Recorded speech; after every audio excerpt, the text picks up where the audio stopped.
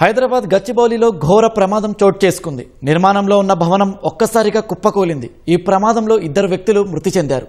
శిథిలాల కింద నుంచి 2 మృతదేహాలను రెస్క్యూ సిబ్బంది వెలికితీశారు. నాలాను ఆనుకొని 50 గజాలలో 7 అంతస్తుల భవనం నిర్మిస్తున్నారు.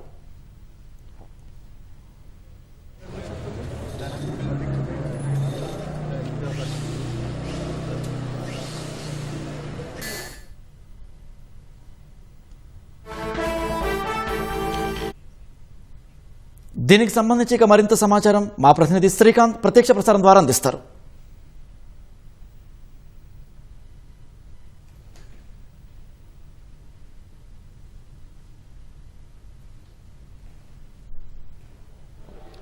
గచ్చిబౌలి అంజయ్య నగర్లోని 7 అంతస్తుల భవనం కూలిన ఘటనలో పక్క అపార్ట్మెంట్లో శిథిలాలు మొత్తం పడడంతో అపార్ట్మెంట్ దెబ్బతింది. కాబట్టి అందులో వైట్ఫీల్డ్ అపార్ట్మెంట్లో ఇటువైపు ఉన్న వాళ్ళు అంటే కూలిన వైపు ఉన్న అపార్ట్మెంట్ వాసులను ఖాళీ చేస్తున్నారు. ప్రస్తుతం మనం సంఘటన ఈ ప్రత్యక్ష ప్రసారంలో చూడొచ్చు. ఈ మొత్తం అంటే అటువైపు వైట్ఫీల్డ్ అపార్ట్మెంట్కి సంబంధించి ఈ ప్రాంతం వైపు 7 అంతస్తుల భవనం ఉంది. ఆ 7 అంతస్తుల భవనం కూడా మొత్తం కూలి పైన పడడంతో ఆ పైన స్లాబ్ కూడా చూడొచ్చు మనం. 7 అంతస్తుల భవనానికి సంబంధించిన స్లాబ్ అంతా కూడా ఈ పక్కనున్న అపార్ట్మెంట్లో పడింది. ఆ పడడంతో పాటు ఆ స్లాబ్తో పాటు మిగతా శిథిలాలన్నీ కూడా ఇటువైపు పడడంతో ఈ వైపు గోడ అంతా కూడా పూర్తిగా దెబ్బతింది. అయితే ప్రస్తుతం ఆ స్లాబ్ అంతా కూడా పైనే ఉండిపోయింది. మిగతా శిథిలాలన్నీ కూడా కింద పడ్డాయి. ఆ పిల్లర్స్ భవన సంబంధించిన గోడలన్నీ కూడా కింద పడిపోయాయి. ఈ శిథిలాల కిందనే 2 టైల్స్ కార్మికులు మృతి చెందారు. ఈ టైల్స్ కార్మికులు ఇక్కడ భవనంలో పనిచేస్తున్న క్రమంలో వాళ్ళిద్దరు కూడా ఒక్కసారిగా భవనం కూలిపోవడంతో ఆ శిథిలాల్లో చిక్కుకుపోయారు. శిథిలాలు చిక్కుపోయి వెంటనే చనిపోయినట్టు కూడా ప్రాథమికంగా తెలుస్తుంది. ఎందుకంటే శిథిలాల తొలగింపు సమయంలో అగ్నిమాపక శాఖ అధికారులు గుర్తించి అప్పటికే చనిపోయినట్లు వాళ్ళని గుర్తించి వాళ్ళని మృతదేహాలు వెలికితీసి మార్చురీకి తరలించారు. ప్రస్తుతము ఈ శిథిలాల తొలగించడానికి దాదాపు 2 నుంచి 3 రోజుల సమయం పట్టే అవకాశం ఉందని చెప్పి కూడా డిఆర్ఎఫ్ సిబ్బంది చెప్తున్నారు. ఎందుకంటే 7 అంతస్తుల భవనానికి సంబంధించి అంటే 50 గజాల విస్తీర్ణంలో నిర్మించినప్పటికీ భవనం 7 అంతస్తులు నిర్మించారు. కాబట్టి 7 అంతస్తుల భవనానికి సంబంధించిన శిథిలాలన్నీ కూడా తొలగించాల్సి ఉంది. కాబట్టి 2 నుంచి 3 రోజులు సమయం పట్టే అవకాశం ఉందని చెప్పి కూడా అధికారులు చెప్తున్నారు. అయితే ప్రస్తుతానికైతే 2 మృతదేహాలు 2 కూడా మధ్యప్రదేశ్ వాసులుగా గుర్తించారు. ఆ 2 మృతదేహాలు కూడా మార్చురీకి తరలించారు. ఈ పక్కనే అపార్ట్మెంట్లో 4వ ఫ్లోర్లో 4వ అంతస్తులో ఉన్న వైట్ఫీల్డ్ అపార్ట్మెంట్లో 4వ అంతస్తులో ఉన్న ఆ 2 వృద్ధులకు కూడా గాయాలయ్యాయి. అతనికి వృద్ధుడికి తలకు గాయం కాయగా అతని భార్యకి కూడా గాయాలయ్యాయి. ఎందుకంటే ఒక్కసారిగా 7 అంతస్తుల భవనం అంతా కూడా శిథిలాలన్నీ కూడా వచ్చి దీనిపై పడడంతో ఆ 7 కూడా 7 అంతస్తుల భవనంకి సంబంధించిన శిథిలాలన్నీ కూడా ఇప్పుడు మొత్తం ఇటు first floor, second floor, third floor ఈ విధంగా 5 ఫ్లోర్ల పైన కూడా పడ్డాయి. కాబట్టి ఇటువైపు 5 ఫ్లోర్లన్నీ కూడా దెబ్బతిన్నాయి.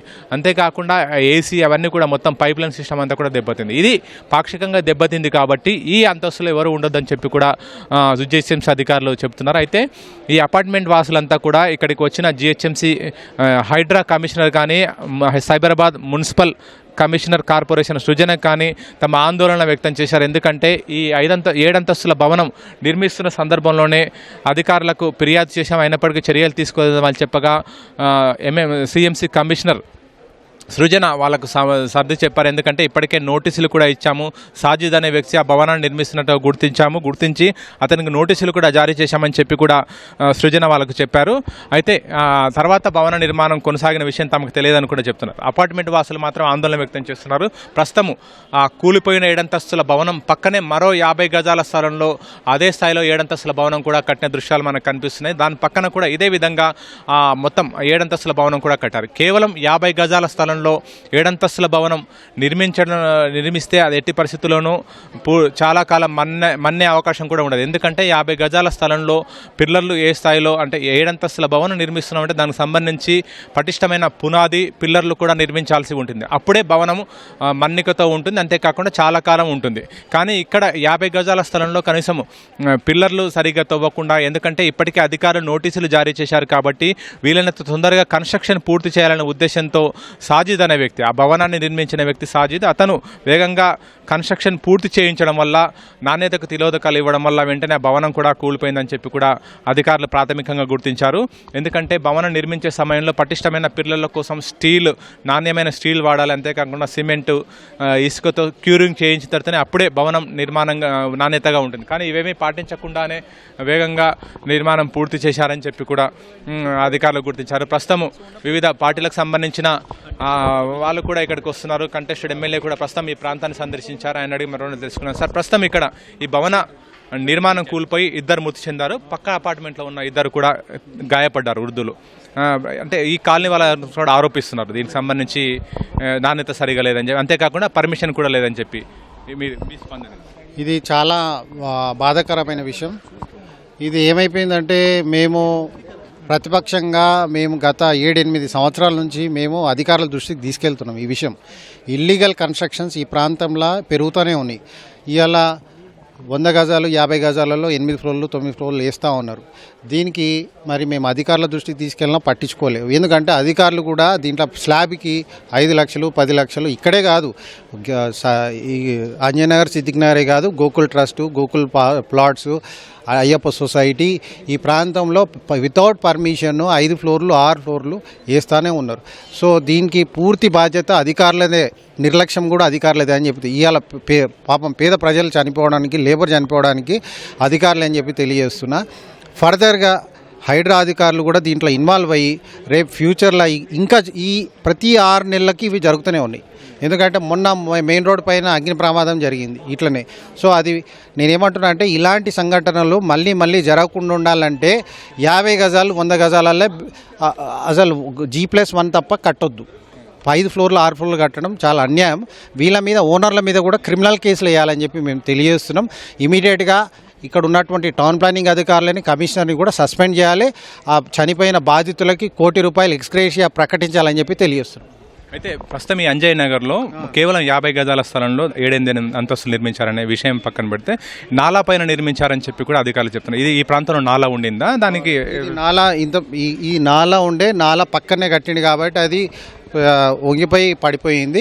సో దానికి కూడా ఎందుకంటే అధికారులు డబ్బులు తీసుకొనే చేస్తున్నారు ఇవన్నీ కూడా. ఎందుకంటే అధికారులు సీరియస్గా తీసుకుంటే ఇవన్నీ కావు. దీనికి పూర్తి బాధ్యత ప్రభుత్వంది కూడా ఉందని చెప్పి తెలియజేస్తున్నారు. ప్రస్తుతం ఈ ప్రాంతం అంతా కూడా నాలా ఉందని చెప్పి కూడా ఇక్కడ స్థానికులు చెప్తున్నారు. అంటే ఈ మొత్తం కింద నాలా కాంపౌండ్ వాల్ అనుకోని నాలా ఉంది. నాలాలు ఇక్కడ నాలాలు కబ్జా అవుతున్నాయి, ఆట స్థలాలు కబ్జా అవుతున్నాయి, శ్మశాన వాటిక కబ్జా అవుతుంది, ఎంఆర్ఓ సంతకం ఫోర్జరీ, మొత్తం అక్రమ నిర్మాణాలు. ఇక్కడ పార్కింగ్ ఉండదు. బోర్వెల్ 2000 ఫుట్లు బోర్ వేయాలి. 3-4 నెలల్లో 7-8 ఫ్లోర్ల బిల్డింగ్ కట్టాలి. అంటే ఇక్కడ వాటర్ లేదు, క్యూరింగ్ లేదు, నాణ్యత లేకుండా బిల్డింగులు కట్టేస్తున్నారు. ప్రస్తుతం ఇక్కడ స్థానికులు కూడా అదే విషయాన్ని చెప్తున్నారు. ఇక్కడ నాలా ఉండింది, ప్రస్తుతం అయితే నాలా లేదు. మొత్తం 50 గజాల స్థలంలో భవనాలే అన్ని వెలిశాయని చెప్పి కూడా స్థానికులంతా కూడా చెప్తున్నారు. ఈ అధికారులు కూడా చూడనట్లు వివరించడం వల్ల ఇలాంటి పరిస్థితి తలెత్తుందని కూడా చెప్తున్నారు. అయితే ఈ విషయానికి వస్తే అంజయ్ నగర్లో ఈ 7 అంతస్తుల భవనం నిర్మాణం కూలిన విషయానికి వస్తే ప్రస్తుతం అయితే NDRF, DRF అంటే నేషనల్ డిజాస్టర్ రెస్పాన్స్ ఫోరంతో పాటు రాష్ట్రానికి GHMకి సంబంధించిన DRF కూడా ఇక్కడ ఉంది. అగ్నిమాపక శాఖ అధికారులు కూడా ఇక్కడ ఉన్నారు. అగ్నిమాపక శాఖ అధికారులు తమ వద్ద ఉన్న సాంకేతిక పరికరంతో గుర్తించి 2 మృతదేహాలు, ఎందుకంటే స్థానికులు ఇక్కడికి వచ్చిన ఇక్కడికి అంటే ఘటన జరిగిన వెంటనే స్థానికులు ఆ భవనంలో 2 ఉన్నారని చెప్పి కూడా స్థానికులు పక్కనున్న వాళ్ళు చెప్పారు. పక్కనున్న వాళ్ళు చెప్పడంతో అంటే వాళ్ళు 2 అయితే కనపడ్డారు, వాళ్ళు ఉన్నారో లేరో ఇప్పుడు అని చెప్పి కూడా ఇక్కడున్న పక్కన చుట్టుపక్కల ఉన్న వాళ్ళు అగ్నిమాపక శాఖ DRFకు చెప్పడంతో వాళ్ళు అదే కోణంలో మొత్తం శిథిలాల తొలగింపు ప్రక్రియ చేపట్టారు. ఆ క్రమంలో పైనే 2 మృతదేహాలు కూడా కనిపించాయి. దీన్ని బట్టి ఆ టైల్స్కు సంబంధించిన కార్మికులుగా కూడా, మధ్యప్రదేశ్ వాసులుగా కూడా వాళ్ళిద్దరిని కూడా గుర్తించారు.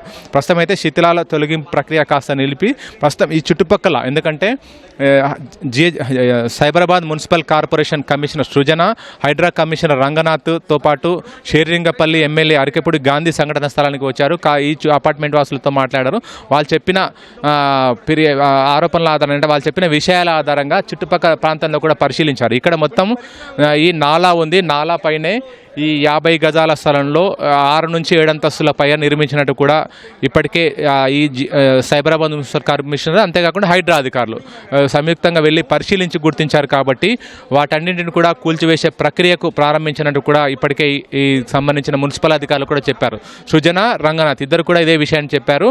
ప్రస్తుతం అయితే 50 గజాల స్థలంలో నిర్మించిన 7 అంతస్తుల భవనానికి ఆనుకొని ఉన్న అపార్ట్మెంట్ ఇప్పుడు ప్రస్తుతం ఇక్కడ స్వల్పంగా కూలిపోయిన అపార్ట్మెంట్ ఒకటి ఉండగా దానికి ఎదురుగా మరొక అపార్ట్మెంట్ ఉంది. ఆ అపార్ట్మెంట్ ఇటువైపు అంటే 7 అంతస్తుల భవనానికి పక్కన ఉన్న ఇటువైపు ఆ అపార్ట్మెంట్లో ఉన్న ఫ్లాట్లలో ఉన్న యజమానులను కూడా ఖాళీ చేయించారు. ఎందుకంటే ఒకవేళ పొరపాటున దాని పక్కనే ఆనుకొని ఉన్న భవనం కూలిపోయింది కాబట్టి అది కూడా కూలిపోయి తిరిగి అపార్ట్మెంట్ పైన పడితే అపార్ట్మెంట్కు అంటే ఇది పక్కన ఉన్న అపార్ట్మెంట్ పైన పడితే ఈ అపార్ట్మెంట్ మాదిరిగా అది కూడా దెబ్బతినే అవకాశం ఉంటుంది.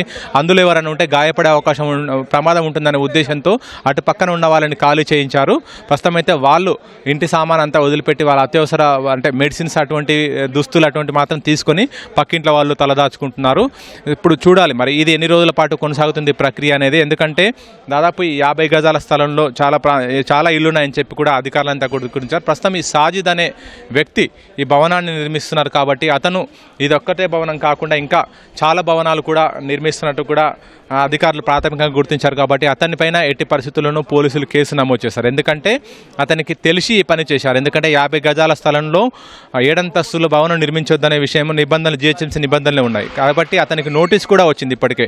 అలాంటివేవి పరిగణలోకి తీసుకోకుండా తిరిగి 7 అంతస్తుల భవనాన్ని కూడా నిర్మాణం పూర్తి చేశారు కాబట్టి ప్రస్తుతం అతనిపైన పోలీసులు కేసు నమోదు చేస్తారు. చేసి ఆ తర్వాత అతన్ని అరెస్ట్ చేసే అవకాశం కూడా ఉంది. ఎందుకంటే ఈ ఇద్దరి మృతికి అతను పరోక్షంగా కారణమయ్యాయి కాబట్టి అతనిపైన పోలీసులు కేసు నమోదు చేస్తారు.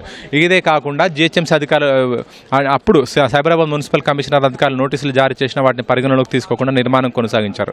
ఇవే కాకుండా మిగతా మొత్తం 50 గజాల స్థలంలో ఎక్కడెక్కడైతే ఇళ్ల నిర్మాణం జరిగిందో ప్రస్తుతం ఈ చూస్తున్న బిల్డింగ్ కూడా కేవలం 100 నుంచి 150 గజాల లోపలనే ఉంది. కానీ ఏ మేరకైతే అనుమతి ఉందో అది కాకుండా దాన్ని మించి నిర్మాణాలు కొనసాగాయి. ఈ ప్రాంతంలో ఇలా చాలా ఉన్నాయని చెప్పి కూడా జిహెచ్ఎం సైబరాబాద్ మున్సిపల్ కమిషనర్ అధికారులు హైడ్రా అధికారులు కలిసి పరిశీలించిన దానిలో వెల్లడింది. కాబట్టి ప్రస్తుతం ఈ అధికారులంతా కూడా పరిశీలించి వీళ్ళందరూ కూడా నోటీసులు జారీ చేసి ఆ తర్వాత కూల్చివేతలు కొనసాగిస్తామని చెప్పి కూడా అధికారులు చెప్తున్నారు. సమీపంలో ఉన్న అపార్ట్మెంట్ వాసులను కూడా ఖాళీ చేయిస్తున్నారు. Over to you. ధన్యవాదాలు శ్రీకాంత్.